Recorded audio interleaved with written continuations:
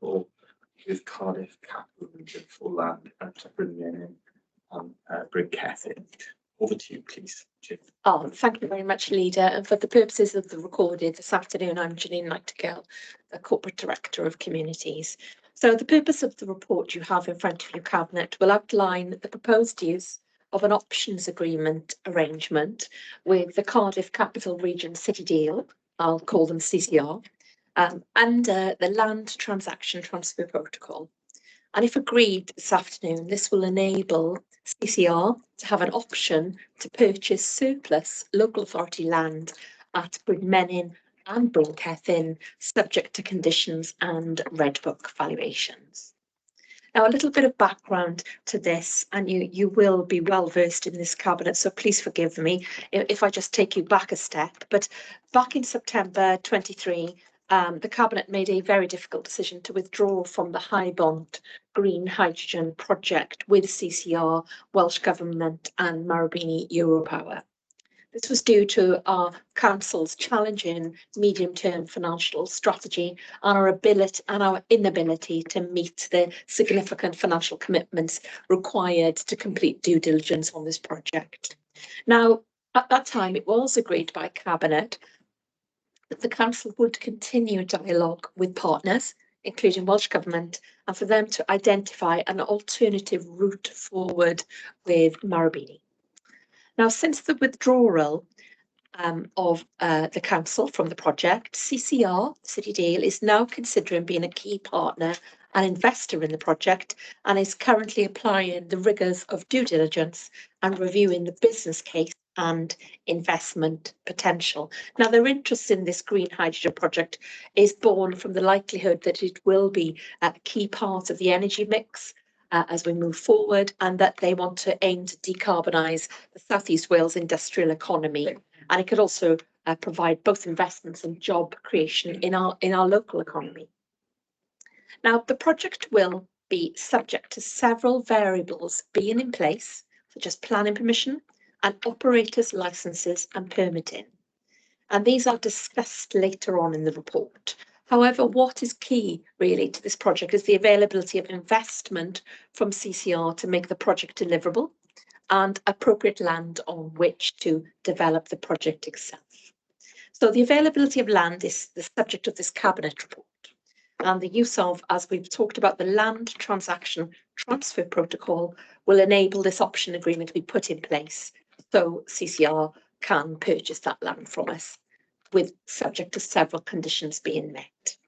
But I think what we should do is, before we look at the land transfer protocol in detail, is to also look at all of the things this project will need to go ahead that are outside of this land transaction protocol. Because this is heavily regulated, the use of green hydrogen in the UK. Now, with regard to planning permission, this is a completely separate statutory process, and the development of any facilities for Highbont, including the solar array at the clay pits in Bryn Celyn and the green hydrogen production and filling station at land at Bryn Menyn, will require a planning consent. Now, the local planning authority is part of BCBC, and that would determine an application of this scale by presenting it to its Development Control Committee. And actually, a special Development Control Committee has been organised to determine this application on the 29th of April this year, 2024. Now, that DC committee is made up of cross-party elected members, and it will receive a detailed planning officer's report with a recommendation to either grant or refuse permission, based on whether they think the land use is deemed appropriate. Now, the Development Control Committee can only make decisions on land use itself, and it can't make any decisions on areas such as the safety of the production or operations. And these will be subject to very many separate licenses and permits. And it's likely that the Highbont project planning application will also be determined later on this year if all the appropriate detail is submitted. And we talked about that date of the 29th of April. Now, an important bit about this planning permission I think we should mention today is that the Welsh Government has also reserved the right to call in the application for a decision to be made by members.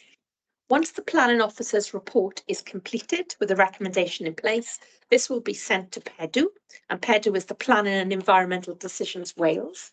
It will be sent to PEDW for its consideration. If they do not wish to call that application in, then the Development Control Committee of Bridgend can go ahead and determine that application. If they do wish to call in the application, then it will be determined nationally by PEDW and Welsh Government, and the decision that they make will override any decision that has been taken locally. So the planning permission piece is a completely separate statutory process that will occur for us on the 29th of April.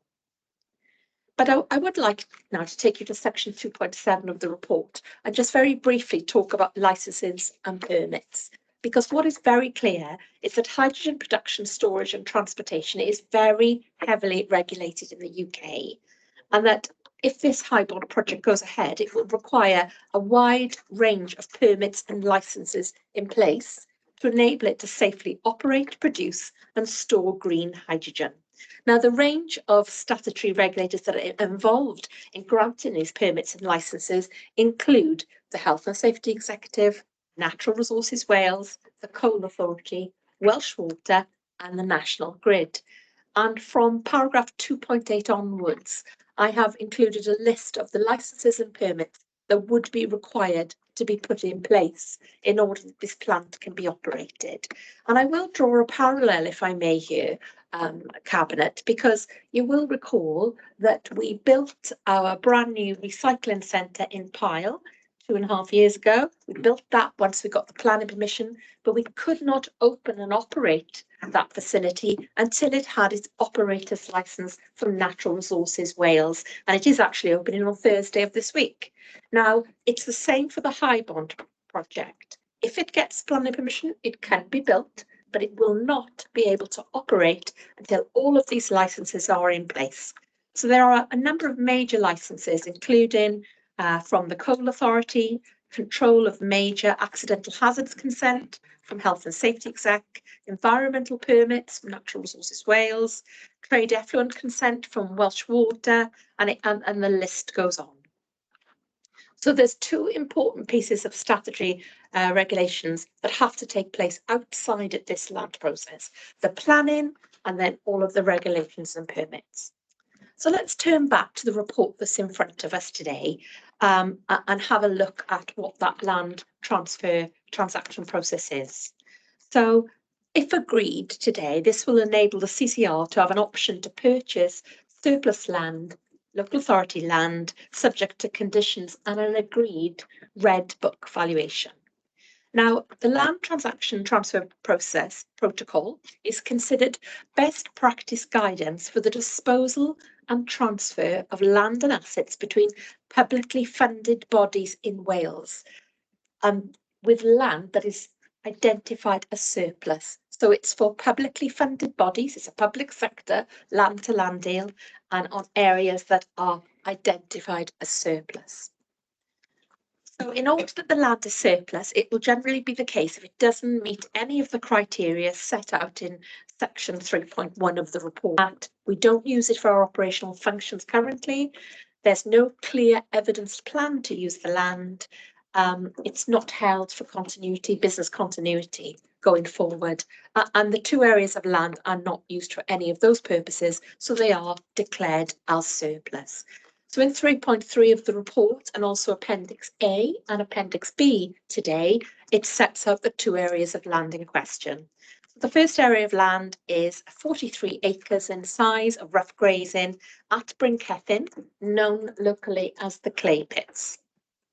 And the second area of land as part of this transaction is a just over 4 acre area of undeveloped and unmanaged land with an industrial use designation within the local development plan immediately adjacent to the Bryn Menyn industrial estate.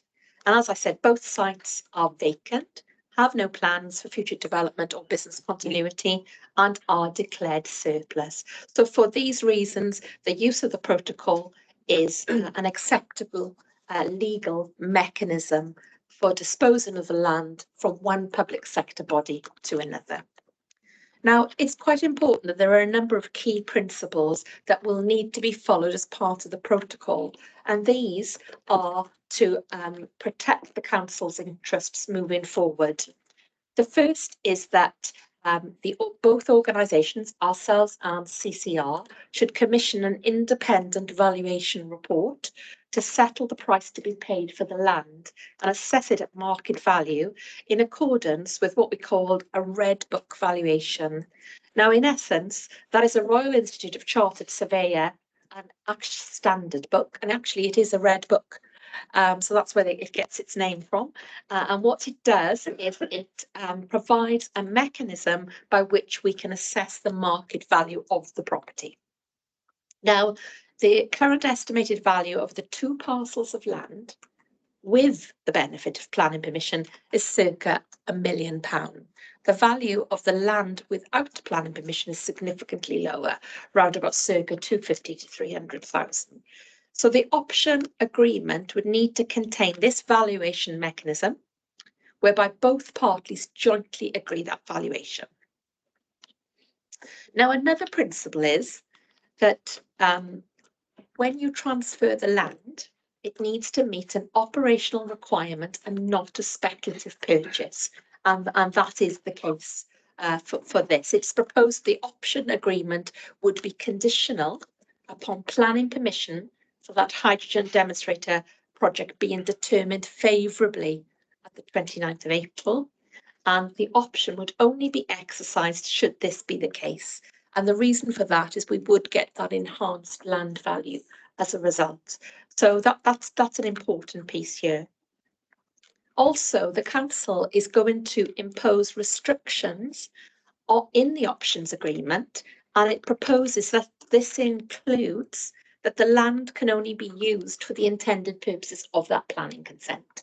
So in essence, if that does not go ahead, that high bond project, then we wouldn't exercise the option agreement and we would probably want the land back. So there'll be a provision that should that project not proceed or the land no longer be required by CCR, then it must be offered back to the council at the value at which it was transferred. So it will be offered back to stay in public sector ownership, and it will be offered back at that value which it was purchased. So it wouldn't be passed on to any other private sector, and also we wouldn't pay any more than we had disposed it for. Other things within that are important to note is that it's very important that this land for us remains within public sector ownership. It's only used for the purposes of the planning consent, and that we will only exercise the option should that approved planning consent be in place. One of the final pieces of this protocol is that we need to ask for an approved business plan to be in place for the land acquisition to go ahead with CCR. So we know there's a confirmation of funding available. Now, CCR have developed a full business case, and it's intending that they take that to the meeting of their newly formed corporate joint committee. Now, in this report at paragraph 8, it says in May 2024, and I've since been informed by CCR that it will be in June 2024 when they have their first meeting. There's a correction to paragraph 3.8.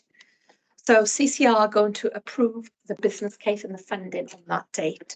And also importantly, the Marubeni project has the benefit of confirmed funding from DESNZ, that's the Department of Energy Security and Net Zero, to subsidise the production and the price available of green hydrogen.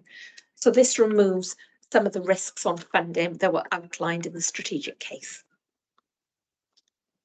The final point really to make before we move on is that we have to ensure, as part of this protocol, that any public body that we're passing land on to have the power to hold land as part of their organisation, and the Cardiff City Regional Deal is transferring into a corporate joint committee on the 1st of April, and they've got the power to hold property assets. So this isn't a risk for us. So 3.11 Cabinet sets out what I've just been through, all of the things that we need to protect us and which need to be in that option agreement. A jointly agreed Red Book valuation, the land remains in private sector ownership, the land is only used for the intended purposes of the planning consent, that should the project not proceed, the land be offered back to the council at the value at which it was transferred, and that there is a full business case and funding in place. So if I please take you then to section 8 of the report and the financial implications, because I think the one thing that we should do is look at paragraph 8.2 today. Now, we already know that should the land not be required for the project, then it would be offered back to the council at the value at which it was transferred. Now, this will protect our financial interests moving forward and ensure that the land remains in public ownership. But we are also recommending at this point, Cabinet, that any capital receipt received by the council is afforded a ring-fenced protection, and it is held in this way until such time that it's clear that the project will proceed. And that's to ensure that should the project not proceed, the funds will be available within the council to return that land to our ownership. So please let me take you to section 9 of which is the recommendations leader, and note the 4 recommendations that are there in front of you today. So thank you. Thank you very much for that report, Janine. First of all, we have Councillor. Thank you, Leader. Thank you, Jean. You've probably covered, John, probably you have covered a few areas. I'm going to ask some questions on, but I want to make 100% clear that what we are talking about today is the land transfer protocol on the land. While it is linked not clearly to the I-bond project, which we're looking at today is about the land, and the rest is a separate matter, which we've dealt with separately by the body of the Planning Authority. The one key thing I fully support is keeping this land public ownership and protect public interest, whatever happens to land in the future. And that's what this proposal does. The land transaction transfer protocols, 20 T's. It looks after public interest and keep it secure. Even if we agree to transfer it to the Corporate Joint Committee, they can only use it for a stated purpose. It can't then go speculating on anything else and use it anything else. And if for some reason the project doesn't proceed, the land has to be sold back to us for the price we paid. It's quite clear in sorry, I didn't move the recommendations. We'll move the recommendations 9.1. That's 1, 3 and 4. I just like point out on item 4 there again, it's further down the road, but it says in the recommendations that both of it agree that a subsequent report be brought back to Cabinet should the option agreement or project not proceed. In order the land can be returned to the council, the agreed value at which it was disposed, and a decision on the future of the 2 parcels of the land can be agreed. And that could be a long time down the road, it could be sooner than later, we don't know. And that's where perhaps asking to clarify then is that the time frame on the agreement, but how soon this agreement comes in place and how long is there any sort of time scale on how long it's going to take and when we may be in a position in the future things don't proceed, the land goes back to us or not. Okay, thank you. So question from Councillor Spanswick, what time scales then, please? Oh yes, thank you, Leader, and Councillor Spanswick. Well, at this stage, it's proposed that the CJC will report their full business case to that meeting in June of this year, and this will provide confirmation that the capital funding is in place for the land option agreement. So we can draw up the option agreement subject to the Red Book agreed valuation, and that can be in place. However, the option can be there. We can't exercise that option or until we know if there's a planning permission in place. So whilst we can absolutely draft up the agreement and put that in place, exercise it will be determinant on having a favourable planning application. So that is a very separate statutory process, but we're hoping that will be concluded later on this year. So the 2 things are coming along together. The option agreement will be prepared and the planning will come alongside it as a separate process. So we are hoping to get some decisions on this by later on in the summer. We have the 29th of April, the Development Control Committee, and then of course Welsh Government have the call-in process. We'll have some decisions from them, and then of course in June CCR have their first official meeting of the CJC. So we are hoping within that time frame we can put an option together and it can be exercised later this year. Okay, thank you for that, Janine. Thank you, Councillor Spanswick. Next, Cabinet Member, Mrs. Farr, please. Thank you, Leader, and thank you for the report, Janine. And I'll second the report. I've got a couple of questions. I think you've already answered one of my questions, which was if all the necessary conditions were not met, what was the consequences? And you've already answered that one. So have we used this protocol before? That's one question. And the second question is, are you saying that this land is surplus to requirement? Yeah, absolutely. Okay, so thank you. That over to you, please, Julie. Yes, thank you, Leader. Actually, I might come back on the first question. What if not all of the conditions are met? Well, we're going to put a whole set of conditions in there, and we want all of them to be met, including the plan of emission, etc. The money's in place, it doesn't get transferred, it stays in public ownership. And unless we're satisfied, we wouldn't exercise this option. So that's the first one, just to provide a little bit of extra clarity for you, Councillor Farr. The question was, have they used this protocol before? Yeah, absolutely. Yeah, we've used it a number of times before because it's a fairly common mechanism to transfer land between public sector bodies. The most recent example of us using this was when we purchased the former police station at Cheapside. We purchased that from South Wales Police. We did for the new Bridgend Town College campus. I mean, just to make that clear, that transfer was funded by Welsh Government. They gave us the money as part of Transforming Towns grant, but we used this protocol to transfer that land ownership from South Wales Police to ourselves, all the same conditions, Red Book protocol, and so we do use this regularly to pass land between public sector bodies. And I think your final question, if I heard correctly, is this land surplus? Yeah, an important part of this protocol is that land has to be surplus, vacant, or both, really, in order you can use this protocol. And both of these areas of land fulfill that criteria.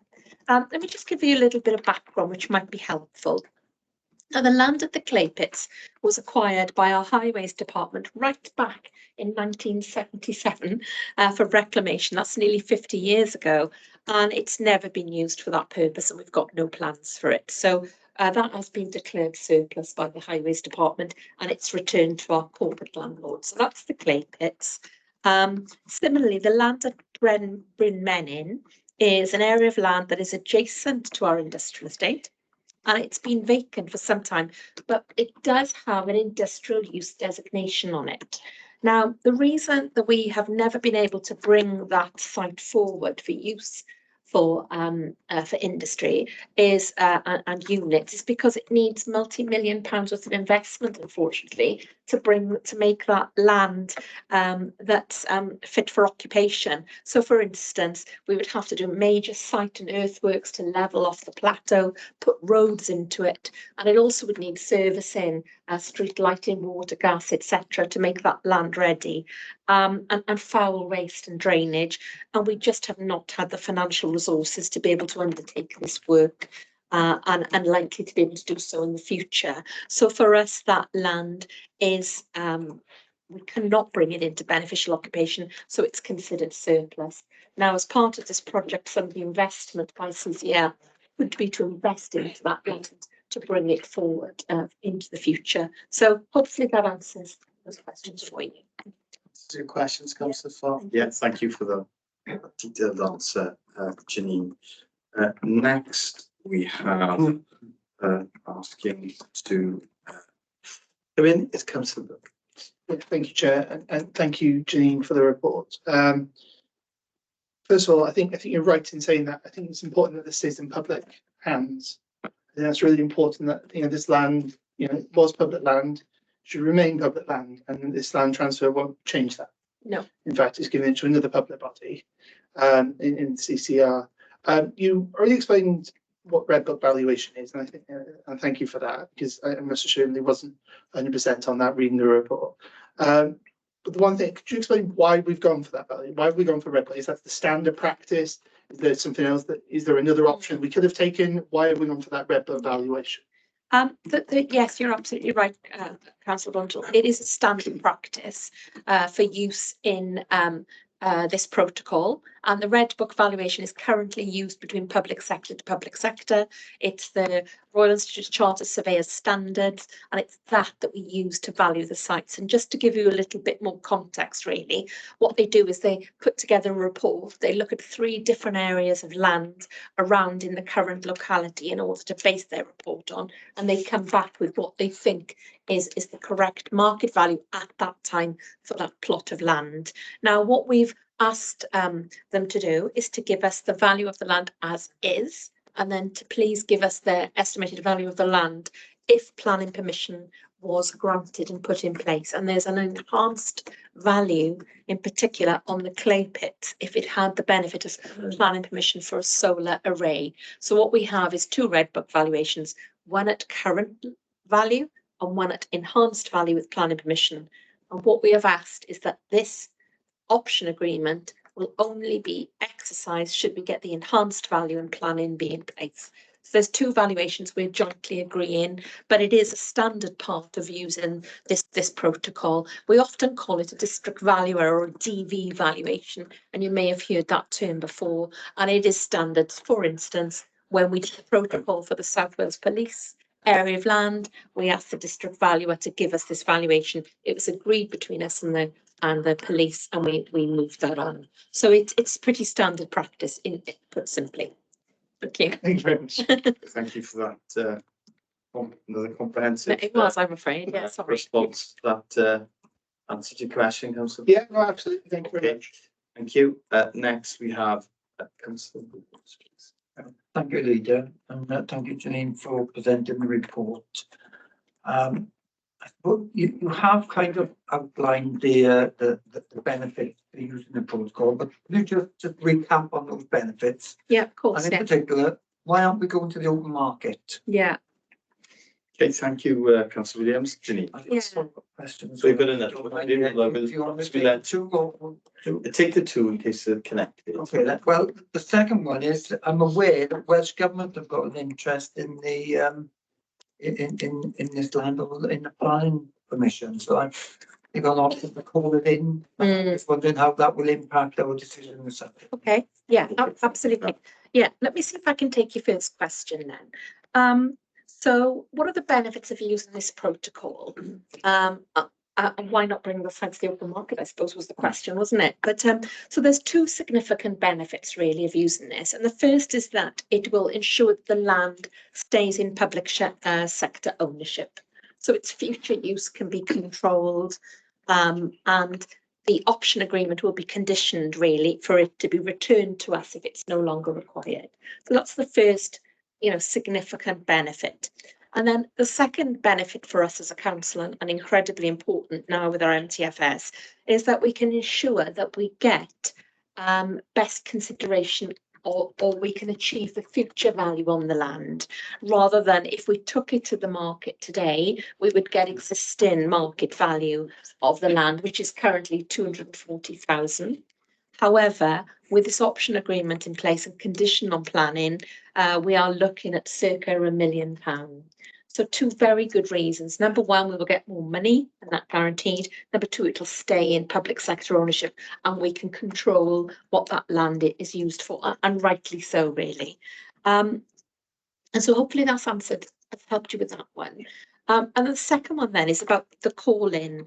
Now, it shouldn't affect the drafting of the options agreement if you are content this afternoon and work on that joint valuation and work on that options agreement. However, we cannot exercise that option agreement until Welsh Government have made their decision on whether they wish to call the planning decision in or not.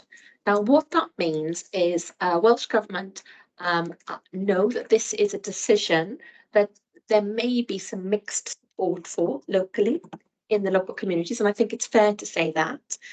So they want to look at our officers' report and recommendations, and they want to make sure that the Development Control Committee are making the right decision, in that they've considered every aspect of that land use and make the right decision. If when they receive that report they're content, then they will let us go ahead and make that decision locally. If they look at that report and decide that they want to look at it a bit further themselves, they will call in that decision, and then Welsh Government will make that decision themselves. It isn't done very often, and it has to be done for a very good reason. So the important thing for our planners and the Development Control Committee is they consider all aspects of the land use, and there's a very, very detailed planning report. So if we do get a favourable planning consent, and if Welsh Government doesn't call in the application, then we would exercise that options agreement. It can be drafted, but it can't be exercised until we know if planning will be in place. Answer the question. Councillor Williams. I wanted to ask Janine about the potential contribution to the net zero carbon strategy of the UK and of Wales, and of the hydrogen vision of UK and Welsh Government, and how this fits with that, please, Janine. Yes, thank you, Leader. Well, albeit not part of this land transfer protocol, that the Hydron project itself does fit within that strategy for both Welsh Government very clearly, and with a UK Government. And in fact, that is why it's been supported by Welsh Government and the CCR, and also that DESNZ net zero funding monies. So UK Government have supported the project in that it is offering funding to subsidise the price of that hydrogen fuel, because they very much see this as a technology for the future. And then also our colleagues at Welsh Government, Leader, are looking at a hydrogen bus trial to see whether some services in both Swansea and Bridgend can be operated using this hydrogen fuel.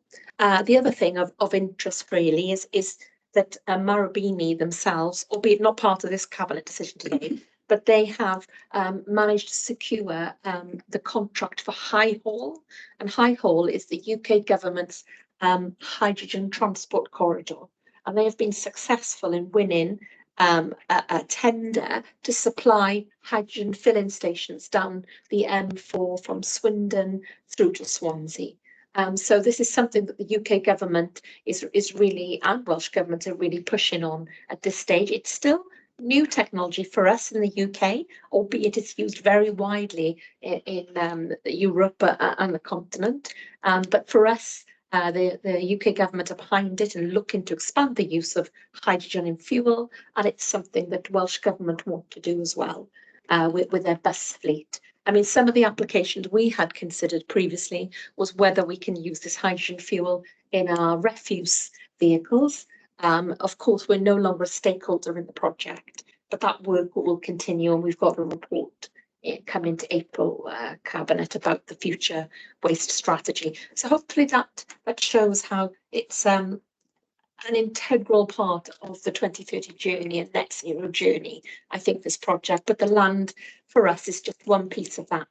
But the most important bit really for me here, Leader, and for your decision making, is that we keep it in the public sector to enable us to control how it's used. That's understood. Thank you for that, Chair. And just to confirm that, of course, from the 1st of April 2024, there will be a change from Cardiff capital region to it becoming a statutory corporate joint committee as a result of legislation by the Senedd. So just confirm that transfer is not affected in any way by that. In fact, it's probably enabled, isn't it, because of the ability of the joint committee to actually hold land.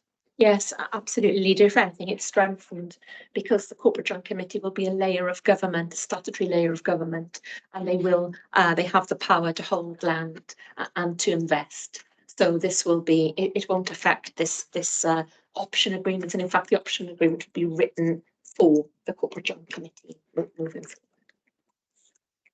Okay. Yeah, just one. Just looking at the report and the ring fencing of the money. Yeah. I'm just wondering how long that's going to be held there, because there could be a period where they get successful planning permission, they discharge all the conditions, then the build period. Does that when will that money be released? That's my question. Is it when all the conditions are met, or is it when the facility becomes operational? Well, that's a very good question, actually, and something myself and Caris have been mulling over. And I think what's important is we do ring fence that money, but as if the project gets planning, we would then exercise the option agreement and receive the monies, hold it in the account, and then we need to look at what are the risk points in the project. You're right. When it gets built out, when it gets all its operator's license, would we then release that monies? And I think that is at the point, really. But I know Caris might have a view on that. We'd have to look at the risk of the project not going ahead. And I think as we get further down that time frame and licenses and planning are granted, the risk becomes less. Okay. Because it is a substantial amount of money for BCBC. It's over £1 million. So it'll be released at the point that they are in possession of all the licenses. No, the money will be released to BCBC when they get their planning permission in place. If and when they get their planning, we will have that money transferred to us. Then we'll hold it in a ring-fenced fund until we are content that the risk of the project and not going ahead is over. So what we'll need to do, I suspect, Caris, is review that regularly to see whether we are comfortable to release it. Okay. I think it'll be subject to review. Yeah. Okay, are there any other questions? No? Okay. To move with the recommendation. Move it in second. Yeah. The recommendation's been moved and seconded, and of course within those recommendations are a proposed delegation of authority, which are the standard practice in terms of negotiating the details of such protocols. So is everyone in agreement with those recommendations, please? Right. All in agreement? So that's everyone. Okay. Thank you all, colleagues, for that. Okay, we'll now move on to the next item on the agenda, and that is report to Corporate Director of Social Services and Wellbeing, and that is on the Welsh Public Library.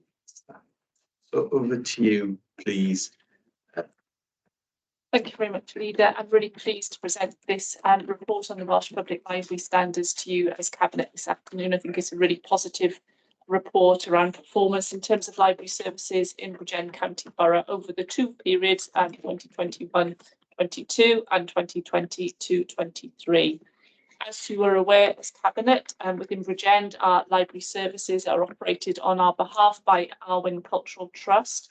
But the statutory duty for provision of library services remains with us as a council, and that statutory duty is to support a comprehensive and efficient library service in line with the 1964 legislation in this area. That 1964 legislation doesn't set out what is meant by a comprehensive and efficient library service. The Welsh Government has developed, in partnership with the Welsh Local Government Association, the Welsh Public Library Standards. We're on the 6th framework of those, and they publish these reports periodically in terms of the discharge of duties.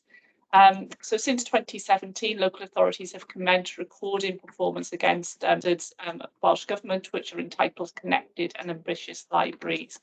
So on an annual basis, the council takes these reports into Cabinet, and we're required to submit an annual Welsh Public Library Standards return for consideration by assessors in Welsh Government. As you know, as I've already set out, the library services are provided by Arwen Cultural Trust, and that statutory duty in terms of performance of the Cultural Trust, we monitor very closely through our partnership agreement with Arwen Cultural Trust, and they provide those library services in accordance with the management fee that we set out to them. So attached to Appendix 1 to the report is the summary report received from Welsh Government for the period 2021-22. It seems quite historic when you're reading that report, because it's referencing back to the COVID pandemic, isn't it, and the recovery period that we were going through, and we had a big priority, didn't we, about recovery of cultural services during that period. And it's really pleasing to note that our services fully met all 12 entitlements during that period. Appendix 2 to the report is the annual report, a little bit more contemporary for 2022-23. And again, it's pleasing to note that we've met all those core entitlements as Bridgend, and that overall positive performance across the range of indicators there.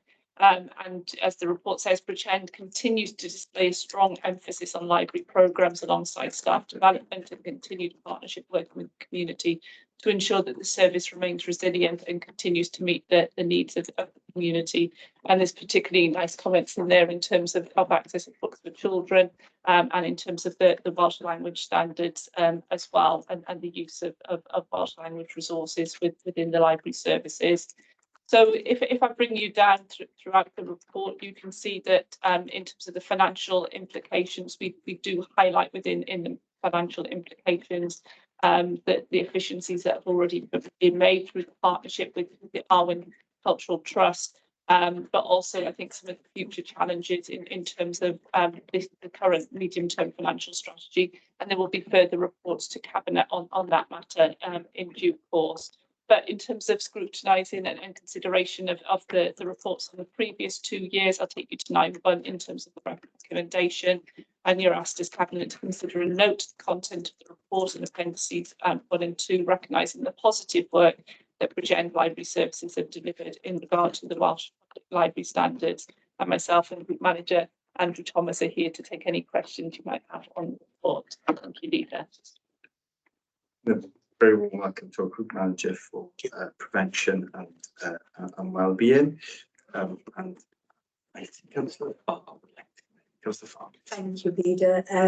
Thank you, Claire, for the report. And Andrew, it's a really positive report. It shows that we are of a high, delivering libraries at a high standard. So I'd like to formally move the report. And as Claire mentioned, we have got some savings to make in our MTF, and we are working on that to see how we can move it forward. We will bring a report back here with some proposals on the way forward in order to meet those savings that were identified. Thank you for that, Councillor Farr. And next we have Deputy Leader. Thank you very much, Leader. Firstly, can I pass on my congratulations to Arwen? They've been significantly successful in gaining alternative funding other than the council as well during the previous year, noting the contents of the report. I did note as well that Welsh Government in their covering letter said, whilst I acknowledge that authorities are having to make difficult decisions, I would request that any budget cuts to library services are not disproportionate. I think that's really important when we go out for consultation in the future. And I think we need to understand what people want from our libraries rather than us dictating what they should be having.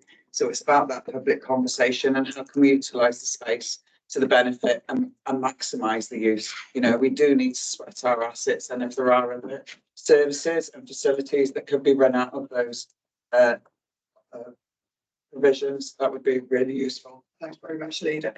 Thank you for that. I completely agree with that point, Deputy Leader. Yeah, thanks, Chair.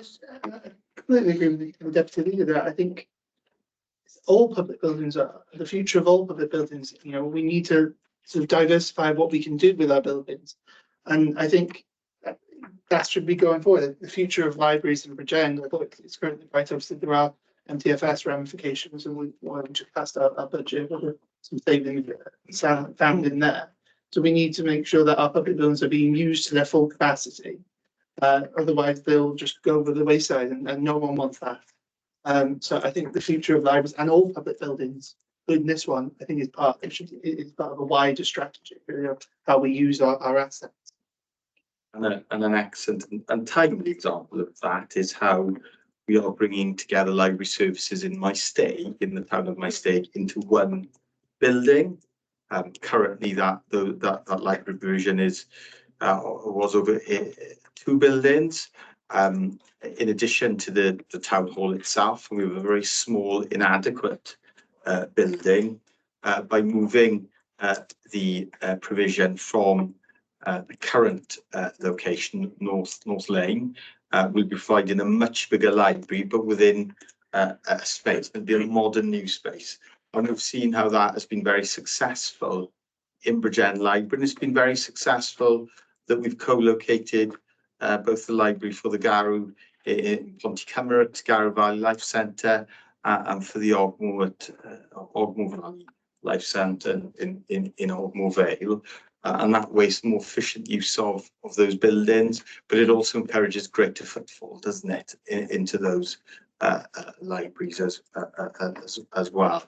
I want to just take the opportunity to also congratulate Arwyn and our staff on the work, and it's a particular highlight that users are reporting a very high level of satisfaction, aren't they, with the service, and that's not a subjective view of this authority. It's an objective view based on surveys carried out, and those surveys are compared to surveys undertaken across Wales. So I think that's a tribute to the service, and tribute to staff, and a tribute to the work they've undertaken in recent years to increase interest and provide more diverse range of activities within the service. And a particularly good example, one that I know myself and Councillor Farr have enjoyed, is the Children's Literature Festival, where there's been a huge amount of work in the community to bring people into libraries and take libraries out into the communities. And we've seen lots of children, young people who never set foot in a library, and their families enjoying that library experience. So Councillor Farr's moved the recommendations, and deputy leaders seconded them. Is everyone in agreement with those recommendations? Okay, well, thank you, colleagues, and I'm sure you will. We will receive a report back, won't we, on how we'll continue to try and improve services, recognising that within a very difficult financial context, but we won't lose sight of that going forward. Thank you for your time. Thank you.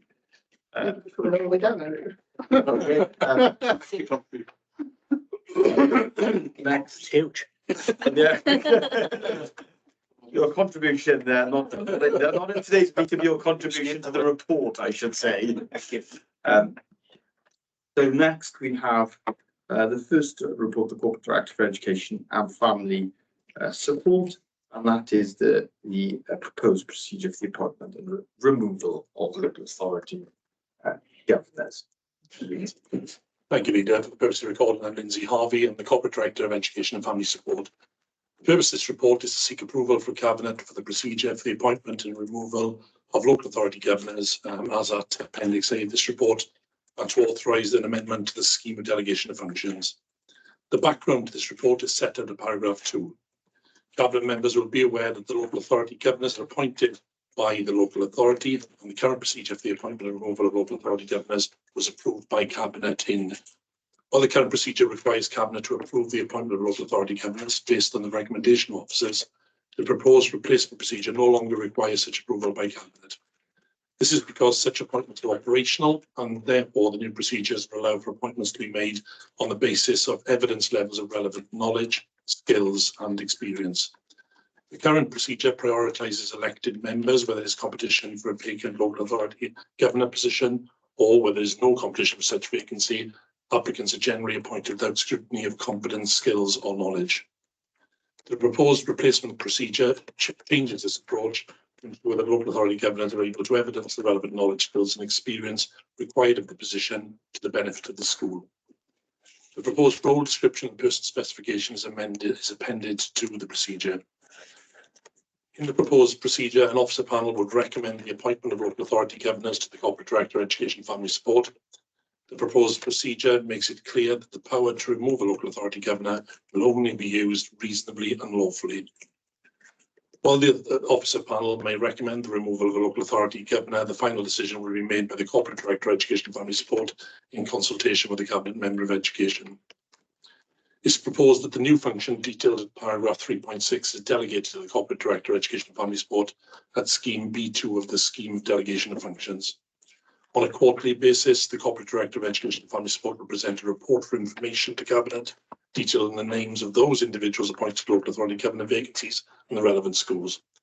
Therefore, Leader, I take the recommendations of paragraph 9 of the report, and the Cabinet is asked to approve the proposed procedure and associated amendment. Thank you for that report. Lindsay, Councillor Burke. Yeah, thank you, Leader, and thank you, Lindsay, for presenting the report here. First of all, I'll move the report. I think this is an important that we talk about constantly, how governors have such an important role. And I think that role should be really governed by their skill set, not by any sort of title they may hold. Obviously, I do encourage all councillors to be governors, but also other members of the public as well.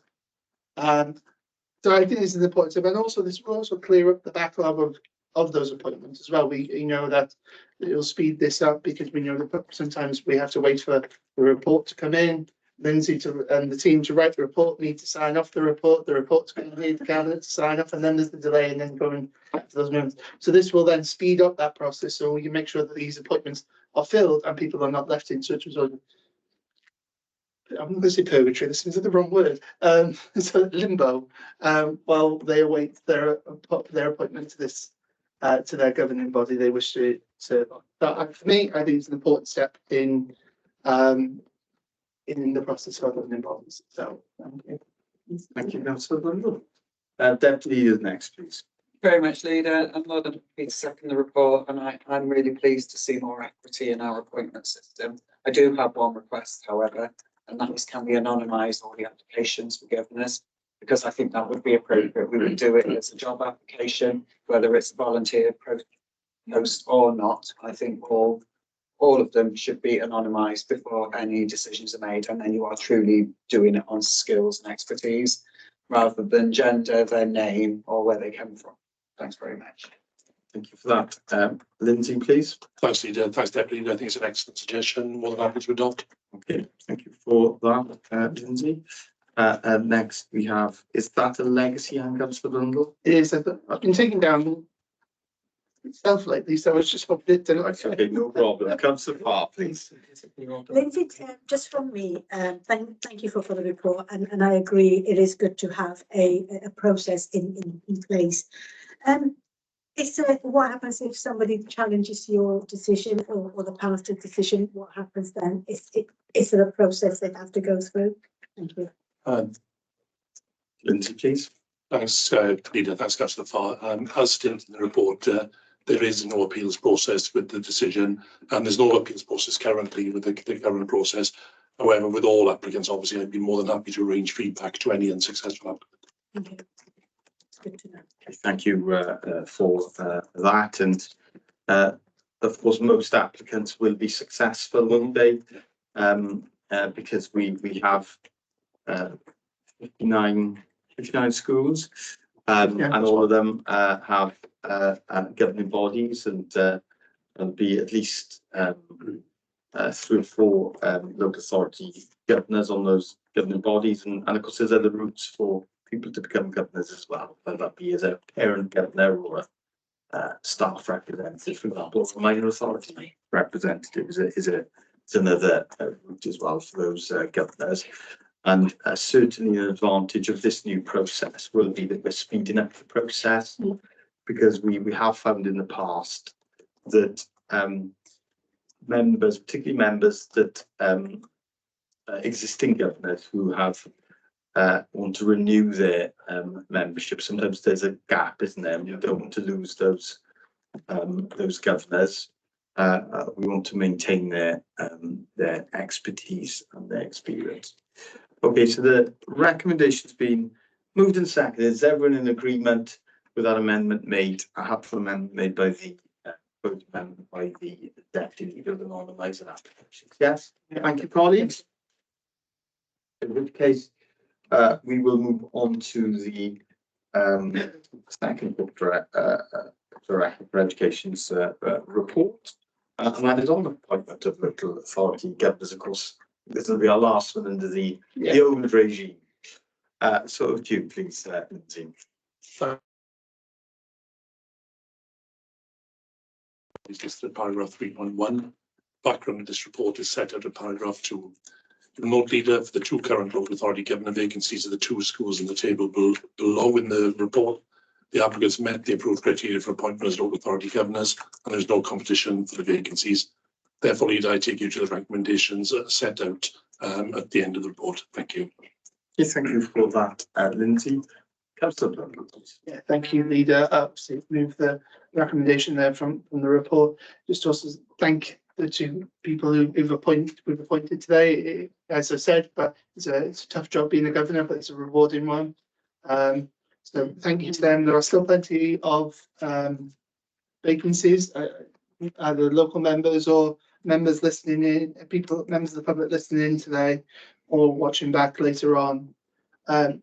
Please do apply, because these governors it's massively important to the running of the school. We've seen in recent ESTA reports where governors have been both lauded and also asked to improve their own skill set. So they are important, and please get involved. But also remember that this is not a political football. You cannot just join a governing body just for the sake of you want to look good in your community. Being the governing body is a rewarding thing, but you need to take that role.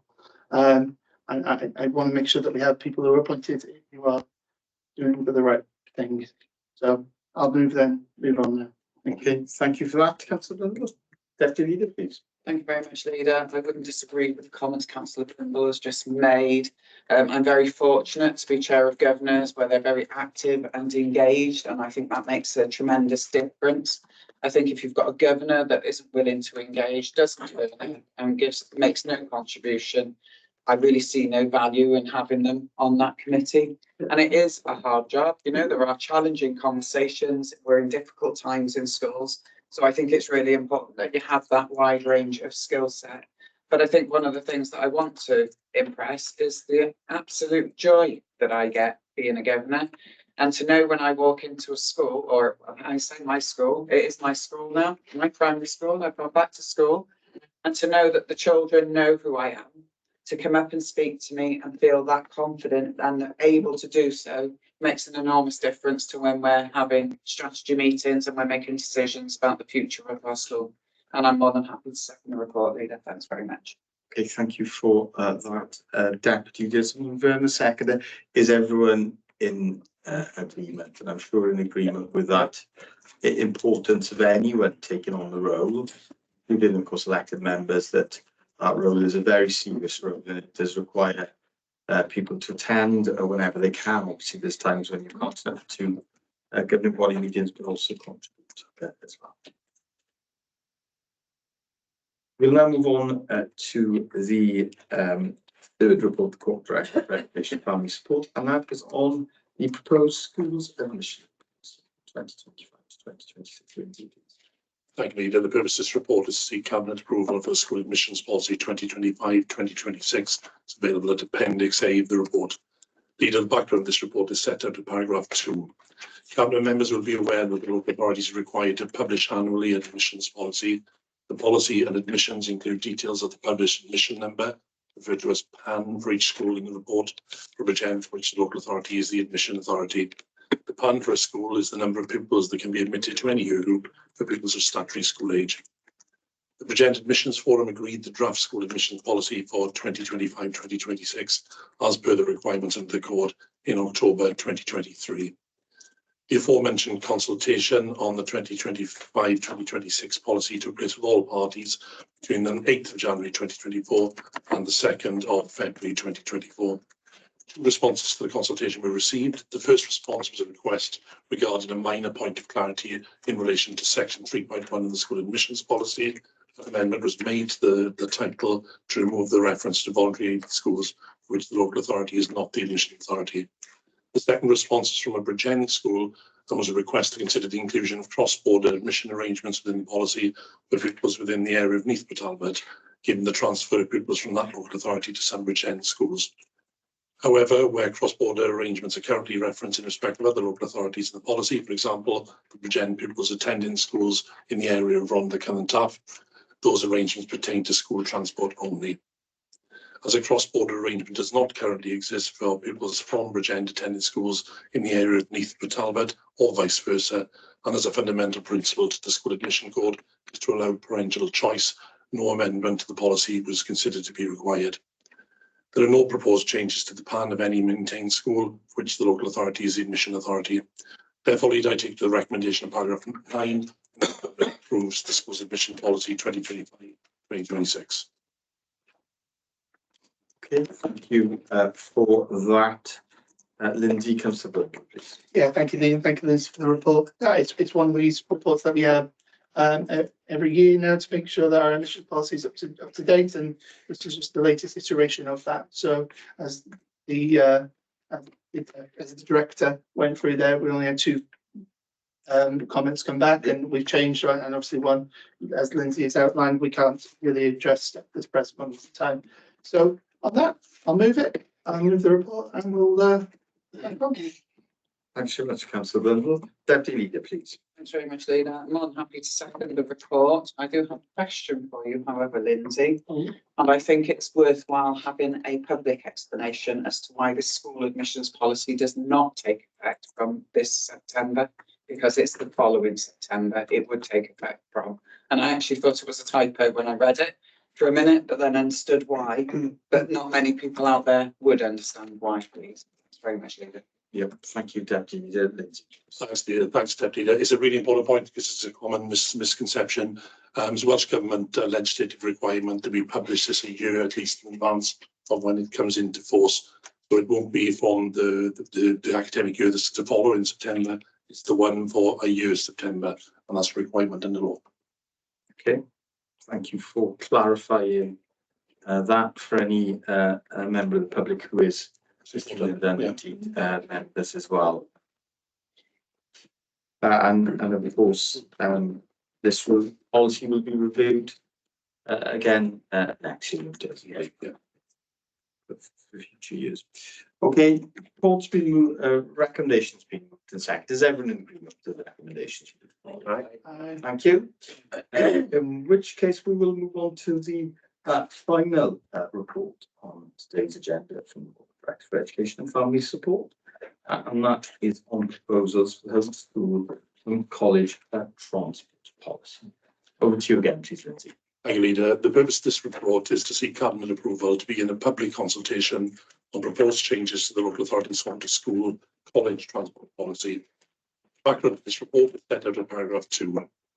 Cabinet members will note the local authority's statutory duty under the Learner Travel Wales Measure 2008 to make suitable transport arrangements to facilitate the attendance of children each day at the relevant places where they receive their educational training subject to specific requirements.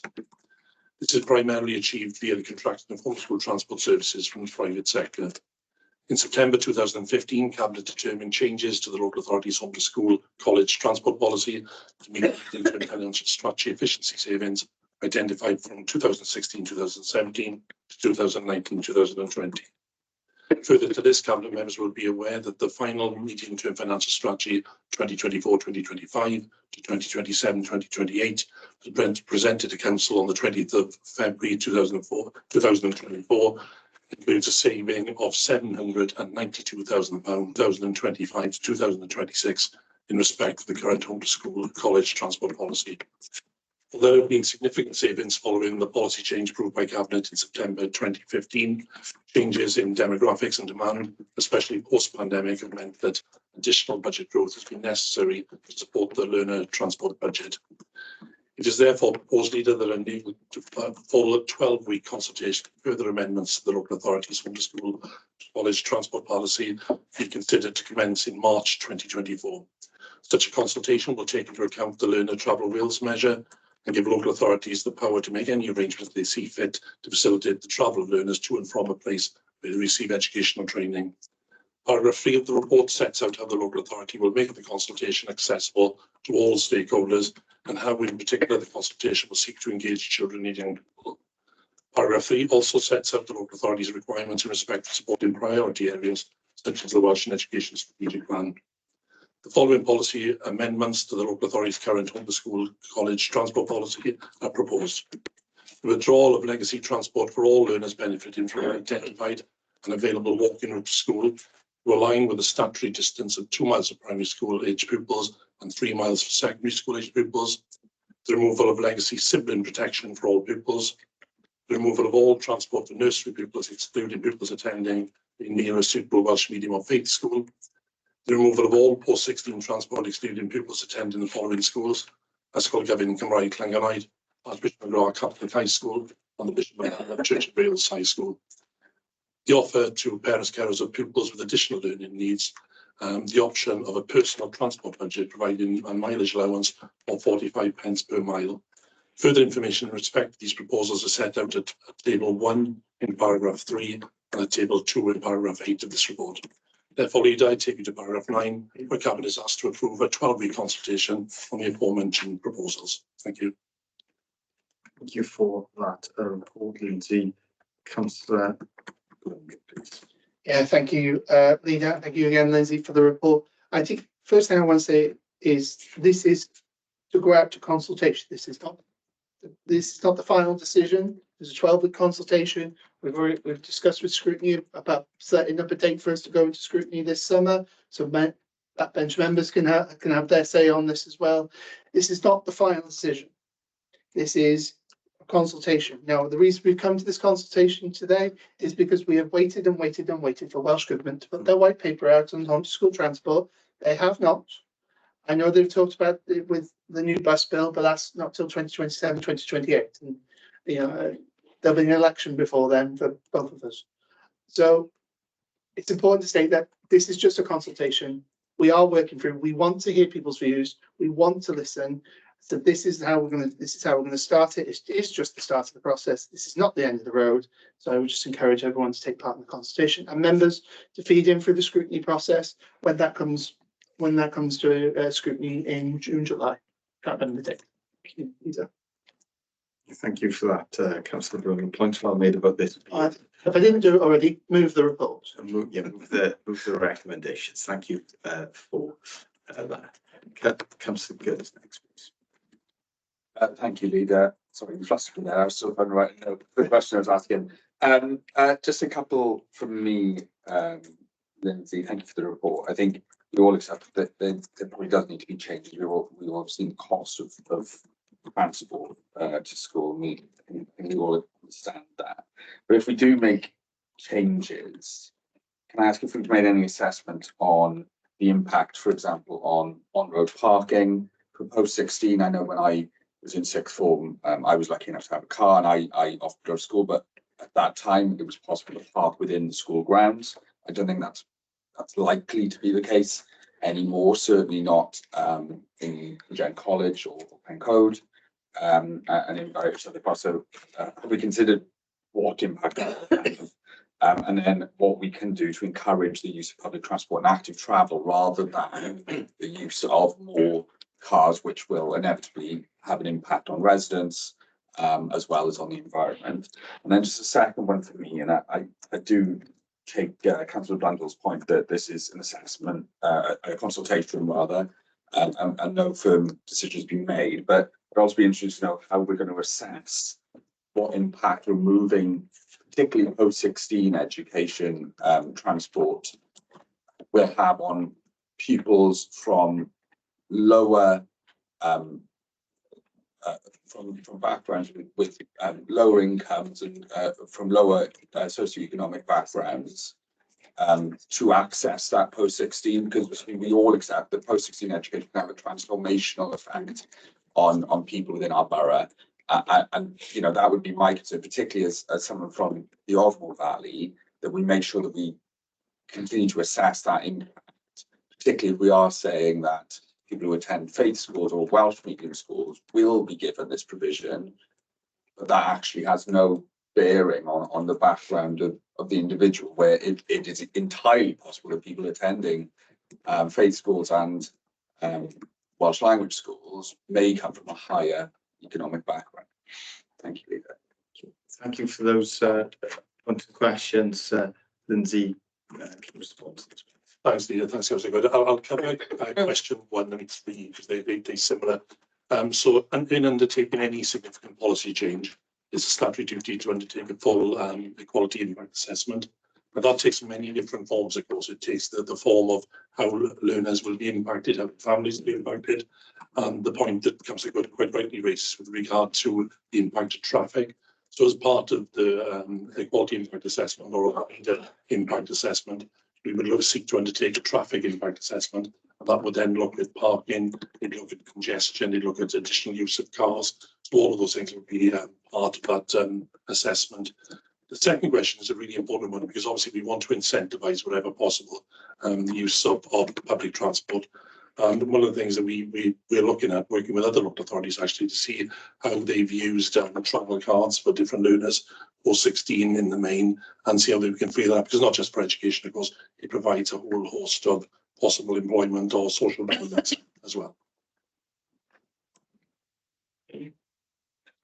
And Socio-economic background. Socio-economic background. It's part of the equality impact assessment. Oh, sure. Okay. So next we have issues of cabinet members. Becky Leader, please. Thank you very much, Leader. So I do think that we need to have a different conversation. I know I keep saying this, with different conversation with residents. However, we get questioned all the time about what we're spending our money on. And additional learning needs pupils need all the support, encouragement and engagement that we can get from them because they have better outcomes. However, what we can't do is pay £112 for one taxi for one young person a day to get to school. Because when a resident asks them, where's my money going? Actually, that far exceeds any Band D property and their contribution to council tax for a year. So I think we need to be really clear about it. And there is something for me about, I've got the responsibility for health and social services and a lot of welfare discussions, PIP, attendance allowance, all those sorts of things all come through my inbox. And one of the things that I would say is I do know that we have parents out there who have a higher rate mobility for their children, to get them around places, to get them places that is all paid for, their insurance is paid for, their new tyres are paid for. The only thing they have to do is put fuel in the car. Now, I am quite happy to pay that mileage allowance for them to get that child to school because that is the only contribution they need to make to that vehicle. But if they do have that sort of allowance for their child for mobility, I do think they should be using it to get their child to school. And I appreciate that's going to cause some contention out there as well, because we have a responsibility to get our pupils to school. But also, by the same token, when I was a young child, my parent took the responsibility of getting me to school. And of note is it doesn't affect this council, so I don't need to declare an interest. I have a disability car in my family. It is for my grandchild because she does get high rate mobility. And that's what the car is used for, to take her places, to do things for her. It shouldn't be for any parent to get to work. It should be for transporting that person that needs that mobility assistance. Thanks very much, Leader. Thank you for that, Deputy Leader. Do you want to respond to that, Lindsay, please? Thanks, Leader. Thanks, Deputy Leader. The one thing I would say is that the cost of obviously transport for additional learning needs is a significant cost to the local authority. In addition to the cost, of course, is because we always try to put appropriate vehicles for, for specialist support. We have a shortage of these vehicles, and of course that is a costly situation to be in. So what we are hoping for is that part of this is if some of the payment methods can be adopted post-consultation, and if Cabinet are minded to go with this, we'd hope not to see financial savings, but see some of those vehicles freed up for the use of other learners. So there are multiple benefits. Thank you for that, Lindsay. Next, Councillor Sparks, please. Yeah, thanks, Leader. And it's on a similar point on the proposals, the consultation, there's two areas there which I'm struggling with basically to understand. We're doing a consultation and we have one, we can set down remove the transport for nursery pupils, excluding Welsh medium or faith. Why? Because I had a young child in nursery and suddenly said, you don't go to Welsh school to get free transport. Why are we not consulting about removing it for everybody and then see what comes back? And the same on the post 16, they're both non-statutory. So you get free transport for Carod at faith school or a Welsh school, but nothing else. Suddenly at 16, you suddenly say you want to go to faith school. It doesn't sound like we're consulting on something where we're almost saying we're consulting, but these bits are excluded and they're non-statutory. So we're not going to get a true picture. Like, and I failed with some of the justification why, from an equality point of view, how we can exclude certain parts, certain faiths or Welsh media. Doesn't sound equal in any way to me. Yes, thank you for that, Councillor Swanwick. I know that Lindsay will want to respond to that as a factor. Would you please, Lindsay? Thanks, Leader. Thanks, Councillor Swanswick. And it is an important question because obviously there is a statutory duty placed on all local authorities to promote the Welsh language. That's a clear feature within our 10-year Welsh Education Strategic Plan. So again, there is a statutory requirement to do that. But you are right, Councillor Swanswick, like the Welsh language, there is no statutory requirement to promote faith-based education within a local authority. However, I think it's really important here that when we look at the spread of schools across the local authority, there is only one faith-based secondary school, as in with the Welsh base. So what we're keen to do is to make sure that we support pupil choice. I think that's a really key element within faith-based education. And indeed, there are lines of Article 2 and the European Convention of Human Rights. And just a quote, to respect the rights of parents to ensure education and teaching in conformity with their own religious and philosophical convictions. So again, it would be aligned with expectations from various legislation, actually. I think the other thing which is important for us is obviously to provide opportunities for greater opportunities for learners, not just in faith-based, but in Welsh medium education as well. And as you've probably seen in the report, it's not just for the Catholic setting, Archbishop McGrath in Bridgend, but also provision then for learners to access the Bishop of Llandaff School, obviously outside the local authority as well. I really, I would still say though, I think it's discriminatory to non-faith or non-Welsh language, all the other pupils. It's supposed to be discriminatory. In the consultation, John. Yeah, well, yeah. I'm sure we will hear the views as part of the consultation process on the proposals, and of course we'll bring these proposals back, won't we, to cabinet for consideration. Of course, we'll fully assess and understand the implications of this and how different groups of people will be affected as part of that process. Thank you. Okay. It comes to the Oh no, sorry, legs, yeah.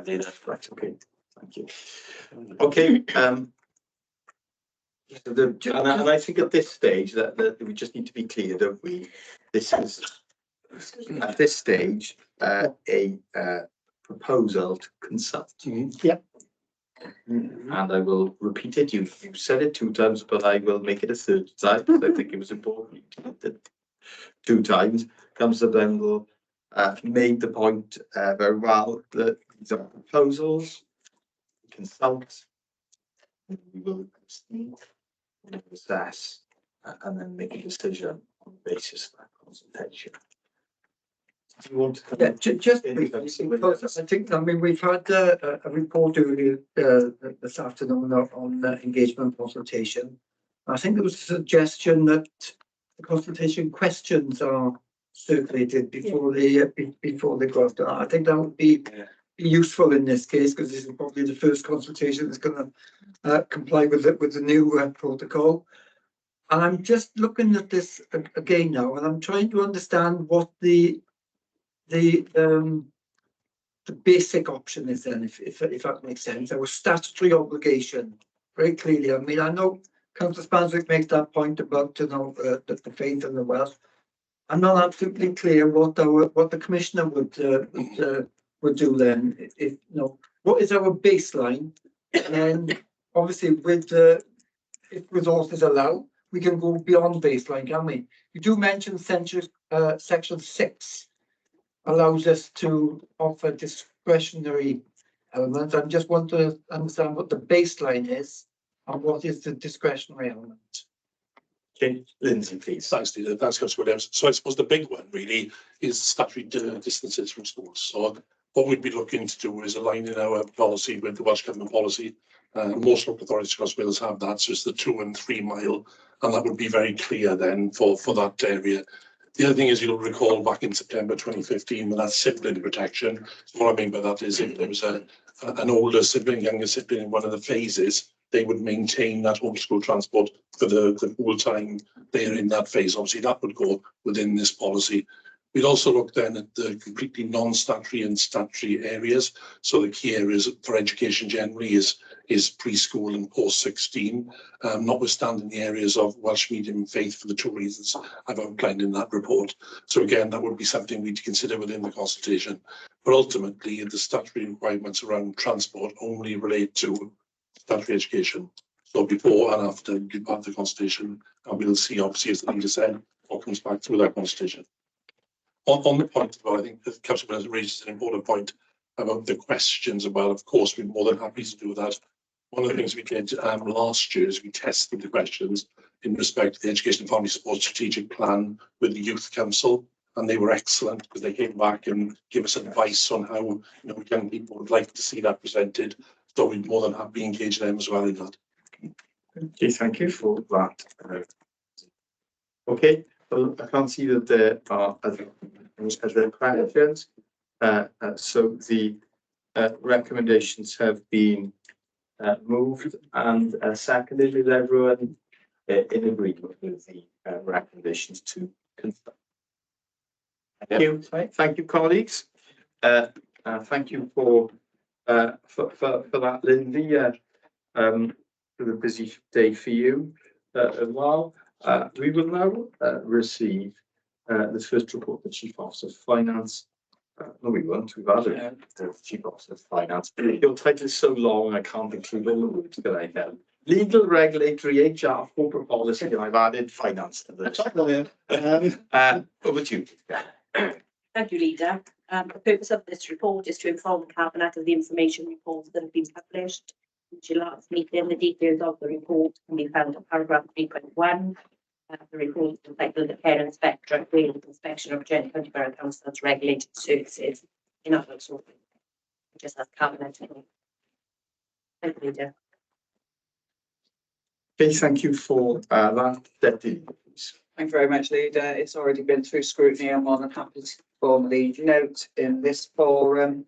I do think it's an improving picture. As CIW said to us earlier on this year, we should not take our eye off adult services. We haven't. There's clear information here in the report. Thank you very much.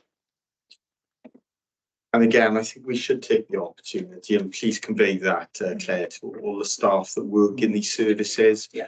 Whilst of course there are key inspection findings that point to further improvement, there's also much in there that the service can be very proud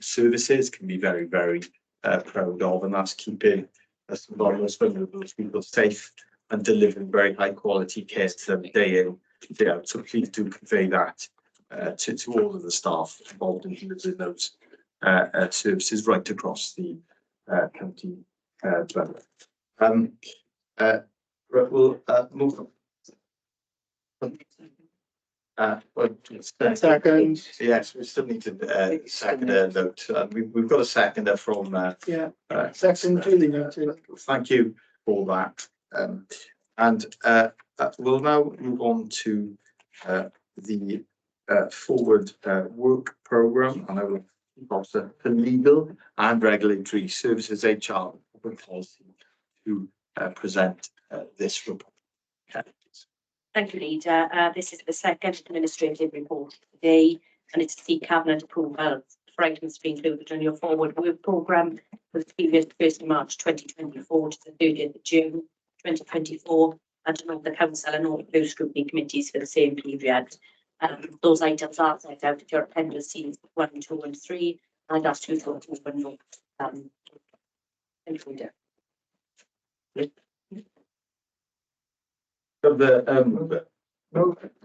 Second, thank you, Councillor Williams, thank you, Councillor. Deputy Leader, please. Yeah, thanks, Leader. It's just a request, really. I noted that one of the queries that we've had is about the length of our agendas and all the attached appendices, reading matter, etc. I do think we need to be realistic about the word count, is what I want to say, that comes through our meetings. And we've also been asked for simplistic. I think that we do need to do that. There's something around it in the forward work programme. We need to ensure that we're giving due regard to all the reports that are coming before us, whether that be here in council or in scrutiny committees. So there's something for me about the length of some of these reports, because if we'd have actually printed out everything on our agenda today and or everything on our agenda for tomorrow, I'd have killed a forest.